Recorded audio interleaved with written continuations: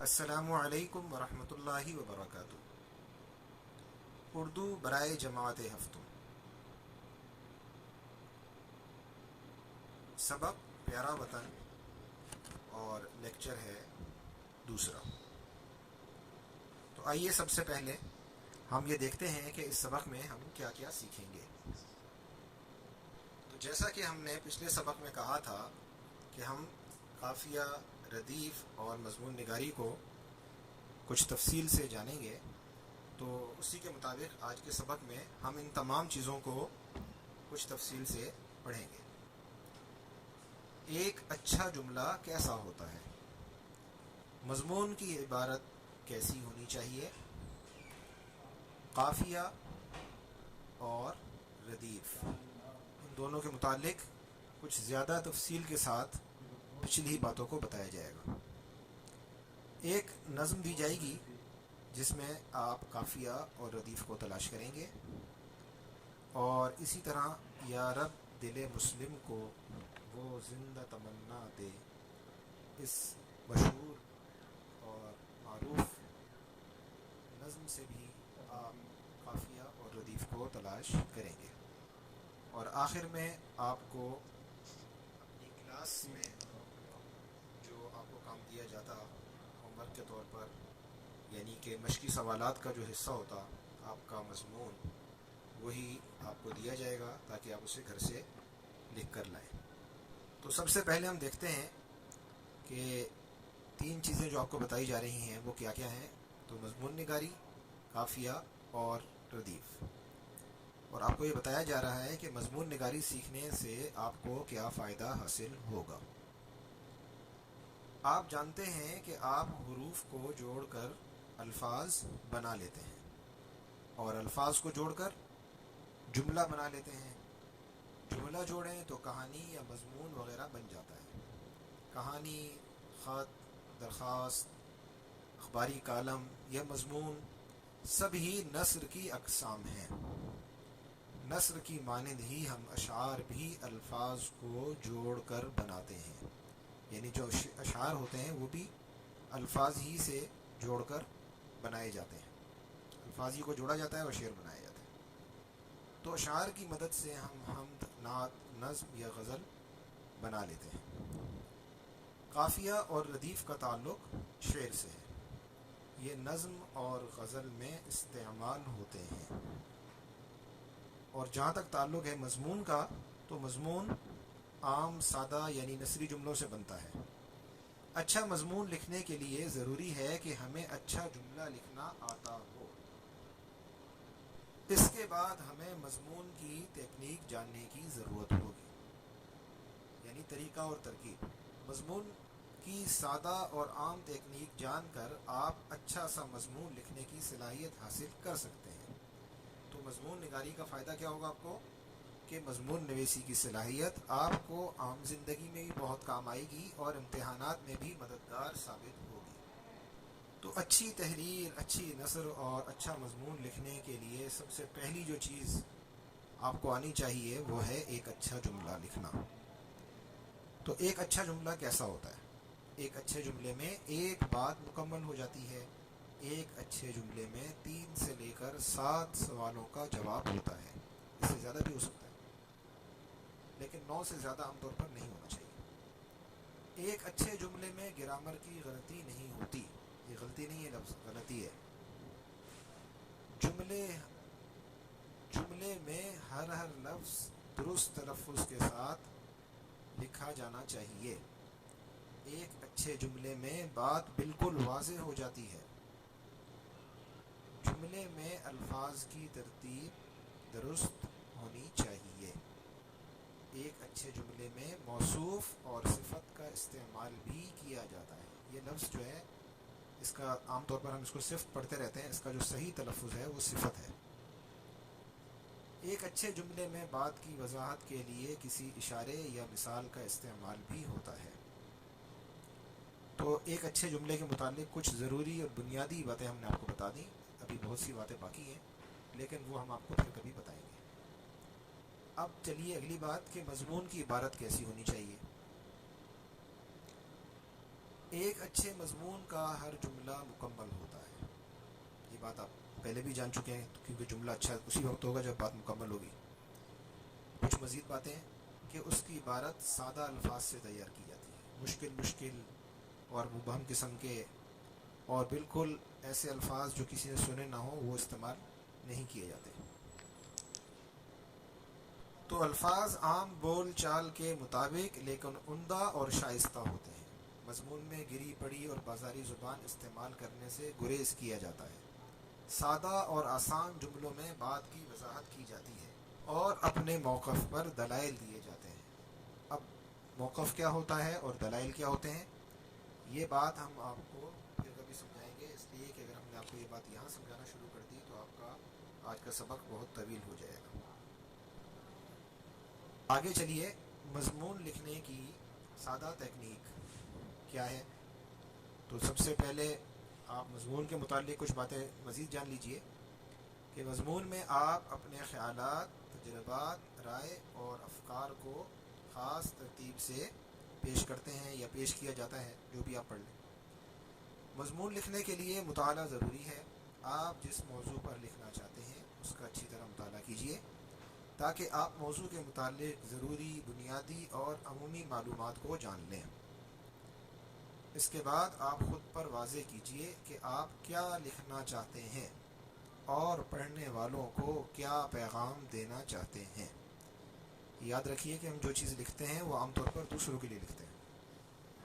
بہتر ہوگا کہ آپ اپنے عنوان، پیغام اور فکر کو سادہ کاغذ پر کسی نقشے کی صورت میں لکھ لیں.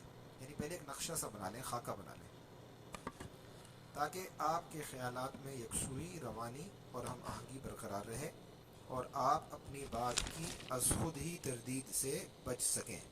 یعنی شروع میں آپ جو کہنا چاہ رہے تھے آخر میں جا کے اس کے خلاف نہ کہہ دیں کہیں. سب سے پہلے آپ جو بات کہنا چاہتے ہیں اسے ایک، دو یا زیادہ سے زیادہ چند الفاظ میں موزوں طور پر لکھ لیں. ایک نکات کی صورت میں لکھ لیں، خاکہ بنا لیں. لیکن اس سے پہلے ضروری یہ ہے کہ ایک جملہ ایسا بنائیں جس میں آپ اپنے اوپر واضح کر لیں کہ جی ہمیں یہ بات کہنی ہے. وہ بات کچھ بھی ہو سکتی ہے. مثال کے طور پر اگر آپ کہیں سیر پہ کے لیے گئے تھے تو آپ لکھ سکتے ہیں کہ میری زندگی کی سب سے خوبصورت سیر یا سب سے خوبصورت تفریح، جو بھی آپ کہنا چاہتے ہیں اس انداز میں لکھ لیجیے اسے. یہ آپ کی تحریر کا موضوع، تحریر یا مضمون کا عنوان ہوگا. اس کے بعد نکات کی صورت میں اشارے لکھ لیجئے کہ آپ سب سے پہلے کیا بتائیں گے، اس کے بعد کیا بات ہونی چاہیے اور سب سے آخر میں کیا بات آئے گی. مضمون کی ترتیب قائم رکھنے کے لیے ایک سادہ تکنیک یہ بتائی جاتی ہے کہ سب سے پہلے آپ عنوان قائم کیجئے. عنوان آپ نے لکھ لیا. اس کے بعد پہلے پیراگراف میں آپ مضمون کا تعارف کروائیے. یعنی یہ بتائیے کہ آپ کیا بات کہنے جا رہے ہیں. آپ کو جو بات کہنی ہے اس کے بارے میں پہلے اشارہ دیجئے، اس کے بارے میں اجمالی طور پہ بتائیے. بالکل واضح نہ کیجئے. اس طرح لکھیے کہ پڑھنے والے کو تجسس پیدا ہو جائے کہ اس مضمون میں آخر کیا بیان کیا جا رہا ہے. اگلے 2، 3 یا 5 پیراگراف میں آپ وہ بات تفصیل سے بیان کیجئے جو کہ آپ کے عنوان سے ظاہر ہو رہی ہے. آپ نے جو عنوان لکھا ہے اسی کے مطابق اسی کو واضح کرنے کے لیے آپ 2 یا 3 یا 5 جتنے بھی اس کی تفصیل ہے اس کے مطابق لکھ لیجئے. آخری پیراگراف میں آپ اپنی کہی ہوئی بات کا خلاصہ کر لیجئے. آپ کا مضمون مکمل ہوا. اب آئیے ذرا قافیے کی جانب. ہم آواز الفاظ جو شعر کے دوسرے مصرعے کے آخر میں ردیف سے پہلے آتے ہیں انہیں قافیہ کہا جاتا ہے. اس کا رٹا لگانے کی ضرورت نہیں ہے، اس کو سمجھ لیجئے. اور سمجھنے کے لیے آگے آپ کے پاس 2 مشقیں آ رہی ہیں. اب یہ سمجھیے کہ ہم آواز الفاظ کا کیا مطلب ہے. تو پہلے مثال دیکھیے. دید، عید، ان دونوں کی آوازیں ایک جیسی ہیں. اب ذرا ان الفاظ کی آوازوں پر توجہ دیجیے. سلانا، سنانا، ستانا، بلانا، ملانا، پلانا، بھلانا، بجھانا، لبھانا، جلانا، گرانا، گوانا. ان تمام الفاظ کے آخر میں ایک جیسے مسودے استعمال ہوئے ہیں. مصوتے آپ جانتے ہیں کسے کہتے ہیں، اور اگر آپ بھول گئے ہیں تو آپ پہلی یا دوسری کی کتاب اٹھائیے اور وہاں سے دوبارہ دیکھیے. مثال ہم دوبارہ دہرا دیتے ہیں. ایک جیسے مصوتے جیسے دید اور عید میں ایک جیسے مصوتے آ رہے ہیں، اس لیے ان تمام الفاظ کی آوازیں ملتی جلتی ہیں. مصوتے ایک جیسے آئیں گے تو آوازیں بھی ملتی جلتی ہوں گی، اس لیے یہ سب ہم آواز الفاظ کہلائیں گے. ہم آواز الفاظ جب کسی شعر کے دوسرے مصرعے کے آخر میں اگر ردیف ہو تو ردیف سے پہلے آئیں تو یہ قافیہ کہلاتے ہیں، اور اگر ردیف نہ ہو تو پھر یہ سب سے آخر میں ہوتے ہیں. اب ذرا ردیف کو بھی سمجھ لیجئے. ردیف کیا ہے؟ یہ درمیان میں ایک نظم ہے، اس کو چھوڑیے، برابر میں دیکھیے اس کے. ردیف شعر کے دوسرے مصرعے کے آخر میں جو لفظ یا الفاظ دوبارہ لوٹ لوٹ کر آتا رہے اسے ردیف کہتے ہیں. بعض نظموں میں ردیف نہیں ہوتا. ردیف نہ ہو تو اس سے نظم پر کچھ خاص فرق نہیں پڑتا، لیکن قافیے کا ہونا نظم کے لیے ضروری ہے. آپ کوئی ایسی نظم تلاش کیجئے جس میں قافیے کے الفاظ تو ہوں لیکن ردیف نہ ہو. لیجیے جناب، ایک تو آپ کی یہ مشق ہوگی. دوسری مشق کیا ہے؟ یہ نظم ہے. نظم بالکل آسان سی ہے، بالکل چھوٹے بچوں کے لیے. آپ 7ویں کے بچے ہیں لیکن یہ نظم جو ہے شاید تیسری یا چوتھی کے لیے بھی چلے گی. تو لب اپنے ہلاؤں گا، پیار کے پھول کھلاؤں گا. یہاں دیکھیے جو الفاظ سرخ ہیں وہ قافیہ ہے اور جو نیلے ہیں وہ ردیف ہے. لب اپنے ہلاؤں گا، پیار کے پھول کھلاؤں گا، بولوں گا تو میٹھے بول ورنہ چپ ہو جاؤں گا. کڑوی کسیلی بات نہ جانوں، دل نہ کسی کا دکھاؤں گا. من بھاتی ہاں باتیں کر کے دل میں گھر کر جاؤں گا. ظاہر و باطن ہوگا ایک، سامنے جب بھی آؤں گا.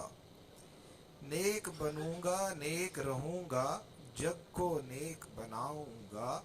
مجھ کو نیک ہی پاؤ گے، سب کو خوش کر جاؤں گا. انشاءاللہ انشاءاللہ کہتے ہیں. تو یہ نظم جو ہے محمد انوار احمد صاحب نے لکھی ہے اور یہ بچوں کے لیے لکھی گئی ہے، لیکن اس بچوں کی اس نظم سے آپ کو اپنے کام کی بات مل گئی.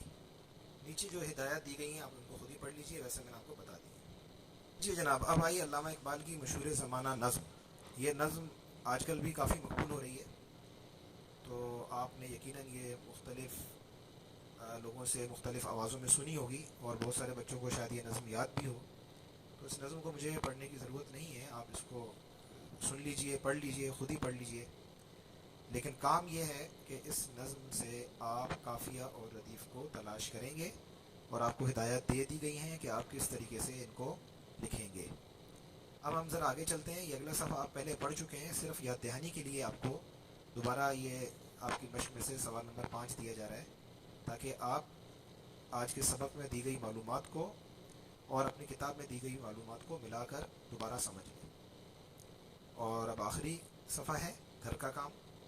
تو دی گئی نظموں کی بلند خوانی کیجیے، قافیہ اور ردیف کی مشق کیجیے، اور سبق کے آخر میں دیے گئے مضمون نگاری کے کام کو بتائی گئی ہدایات کے مطابق مکمل کیجیے. تو چلیے جناب، آپ شروع ہو جائیے کام کرنے، اور ہم اب کوئی اور کام کریں. السلام علیکم ورحمۃ اللہ وبرکاتہ.